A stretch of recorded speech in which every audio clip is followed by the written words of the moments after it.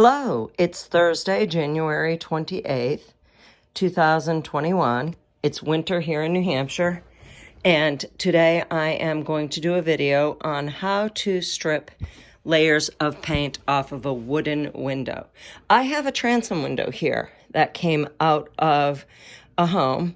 It's at 1800s, and it actually had wood that extended here that were panels. And there's another one right there against my cupboard that has already been stripped to the point that I'd like it to be stripped and wiped down with mineral spirits. These transom windows had several layers of paint, probably lead, oil-based, etc. And what I started out doing was I started out putting several layers of citrus strip. I put some of this into a little can. I applied it with a cheap brush, thick layers of it. It has to be in a cool room, which I had in my farmhouse, not in the room that I'm in now because there's a wood stove. It's not very hot, but anyhow, nice and cool, has to stay moist. And what happens in about an hour's time to maybe a day, which I waited a day for my first layer to come off, is it bubbles up. And when it bubbles up, you take your scraper and you basically very vigorously push, and lots of the paint comes off. I would throw it down and I would end up wiping it off with a rag and mineral spirits.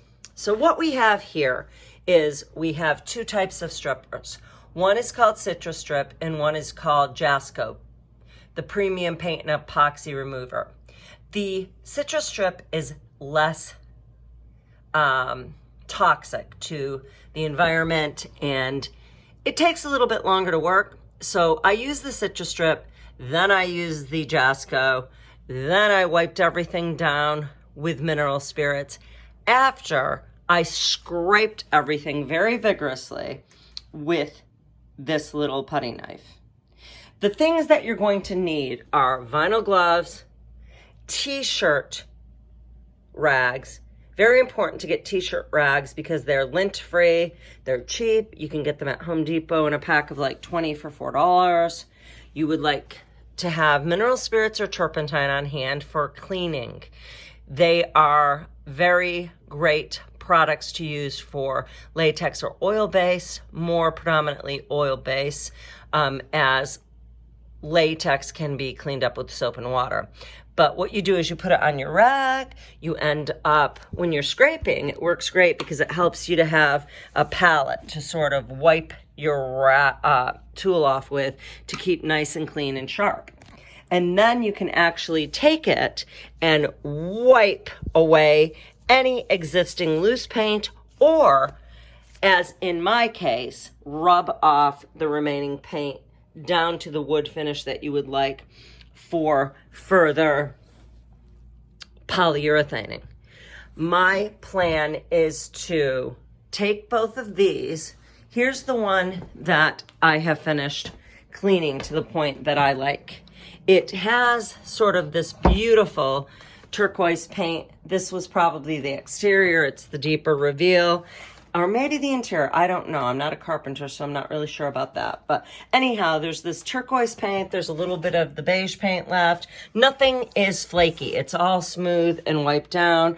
I'm going to probably sand this a little bit more and then give it a nice polyurethane. Both of these side lights are going to be put together in a horizontal fashion and then secured into a framing area high up on a wall to create a transom effect rather than a side light effect. Side lights are the windows and the panels that go up and down along the side of a door. Transom windows are the top of a door area and go horizontally. So I will be putting these together. Actually, my husband will. And I will then secure them and trim them out. On the other side, it's just white, and I'm going to touch it up with a little bit more white paint and then polyurethane everything. The way that these windows are being used is they're a see-through to let light in between two bathrooms. One bathroom is a corner bathroom and the other bathroom is a hall bathroom. The corner bathroom has natural daylight from beautiful windows such as these windows here in our farmhouse, which are 9/6s. And the hall bathroom does not have any light at all. So it will allow for there to be an architectural feature in the wall between the two bathrooms, which will serve as an aesthetic feature as well as a practical one, letting daylight in through to the hallway. The products, once again, that I used were citrus strep and Jasco paint remover. And then I used mineral spirits, or if you have turpentine on hand, you can use that, much more smelly. T-shirt rags, vinyl, gloves. You need a cheap paintbrush and a little can to put your strippers in, and your putty knife to scrape. I will also more than likely use a little bit of fine sandpaper to sand these up before I polyurethane with a water-based polyurethane. I'll be certain to take photos and link everything, and I would really appreciate it if you could like and subscribe to my channel. Go through the videos, like the ones that you do with a thumbs up, and certainly subscribe, share, and comment. I try to get back to everyone. Thanks so much.